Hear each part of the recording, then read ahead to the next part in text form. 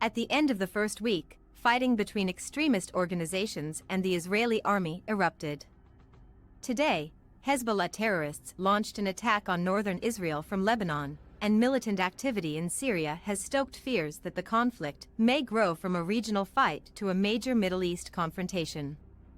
The Israeli Defense Forces have been extremely cautious and have kept the situation stable throughout the day, with a proportionate response to the provocation of the attacks coming from the Lebanese direction today, as the Israeli Air Force, ground forces, and Navy have imposed a full siege on Gaza. On social media, real-time footage of the launch of Israeli ground operations in Gaza was shared. Israeli Prime Minister Benjamin Netanyahu went to the Gaza border to see tanks and infantry garrisons. While hundreds of Israeli tanks and armored vehicles raced towards Gaza, the Israeli Air Force launched a series of air attacks in 4 distinct directions.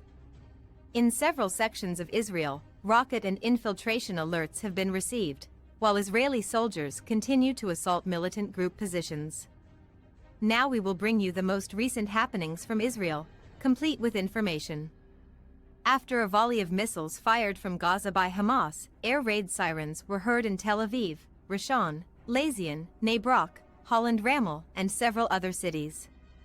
Rockets fired from Gaza wreaked damage in the southern city of Ashkelon and the center of Bat Yam in the latest bombardment of rockets.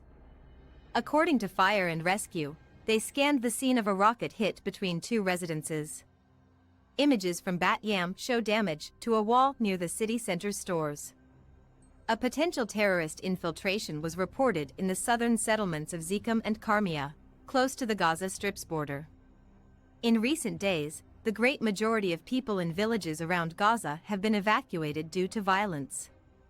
The army later informed residents of Zikum and Karmia that a suspected infiltration alarm that had been activated in the 2 communities had been a false alarm.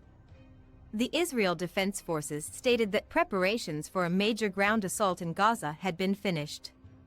The Israel Defense Forces said in a statement that they were ready to expand the Suzu by implementing a wide range of offensive operational preparations, including a joint and coordinated attack from the air, sea, and land. The Israel Defense Forces Logistics Directorate claimed it had completed a draft of hundreds of thousands of reservists as it worked to equip troops for the ground operation.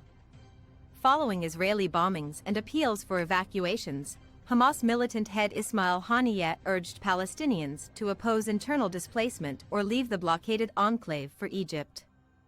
In a televised statement, Haniyeh added, "No to displacement from the West Bank, not just from Gaza, and no to displacement from Gaza to Egypt." According to the Israel Defense Forces, the Hamas militant group is stopping Palestinians from fleeing the northern area of the Gaza Strip. According to the Israeli Defense Forces, a group of militants emerging through an underground Hamas tunnel was annihilated. The Israeli army also claimed to have struck several Hamas targets in recent hours. The IDF stated that it destroyed dozens of mortar launchers in the Jabalia, Zaytown, Al Furqan, and Beit Hanun localities. The IDF released video of the tunnel strike. Throughout the day, Israeli air, ground, and marine operations continued. In addition, the Israeli Air Force destroyed multiple Hamas command centers, arsenals, and IHA launch pads in Gaza, as well as concealed tunnels. According to the Israel Defense Forces as well. IDF Ali Qadi, a company commander in the so-called Nukba commando group who directed one of the terror assaults on October 7, was killed in a drone strike as a consequence of Shin Bet Security Agency and Military Intelligence Directorate intelligence work. Qadi was the mastermind behind one of the attacks. Furthermore, the Israeli military stated that an airstrike on a terrorist target in the Gaza Strip resulted in the death of Murad Abu Murad, the commander of Hamas Aviation Organization. This location was in the Gaza Strip.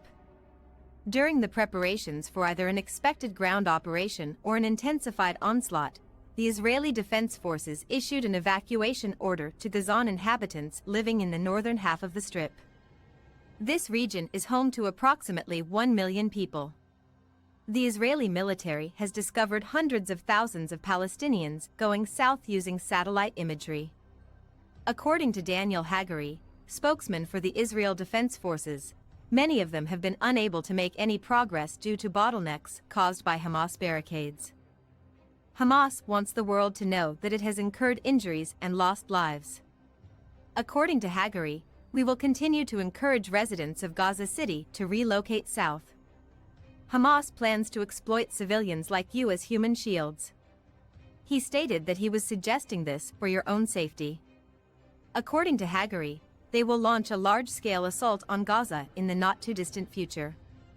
Hamas forces continued to launch long-range missiles towards Israeli targets. While Israel was preparing for a full-fledged combat invasion, Hamas continued to fire rockets into Israel, including one aimed towards the country's northern border, while the Israeli Defense Force struck dozens of targets in Gaza. Hamas claimed in a statement that it launched an IS-250 rocket from Gaza into northern Israel. This rocket had a claimed range of 250 kilometers and sent off alarms in the upper and middle Galilee, including Safed. According to an Israeli military source, during the fight between Hamas militants and the Israeli army, the David Sling medium-range air defense system was successful in shooting down a long-range rocket fired by Hamas terrorists. The first use of the David Sling, formerly known as the Magic Wand and created jointly by an Israeli defense industry manufacturer called Rafael Advanced Defense Systems and an American defense industry manufacturer called Raytheon, occurred. The Magic Wand was the previous name for David's Sling. Shrapnel fell from the skies onto the place of the interception, causing 2 fires to start. The police and fire departments provided this information. Nobody was wounded as a result of it. This was the furthest point in Israel that Hamas had hit since the fighting began the previous Saturday. During a wave of conflict in May 2021, Hamas launched an IS-250 missile towards the southern Israeli city of Eilat. Prior to the launch, it was thought that the group's range was limited to a maximum of 160 kilometers. Throughout the day on Friday, rocket fire continued to strike southern Israel, causing damage to several homes in Stereo and Ashkelon.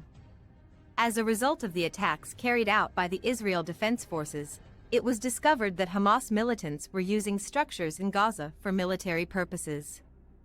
According to the Israel Defense Forces, Israeli fire took down and rendered inoperable dozens of unmanned aerial vehicles, UAVs, operating from the rooftops of residential structures in the Gaza Strip. The Israeli military has published video footage of drone attacks conducted on Hamas drone launch sites. According to the army, the defense forces would strike the Hamas drone array as they continued their strong offensive assault. The army also declared that it would make every effort to eradicate the Hamas drone network. According to the Israeli Defense Forces, there is new evidence that Hamas fighters are using civilians in the Gaza Strip as human shields during the Israeli-Hamas confrontation. Hamas has claimed that it has flown many drones into Israeli territory since the conflict erupted over the weekend. The Israeli airstrikes are understood to be part of preparations for a possible ground invasion that would force the IDF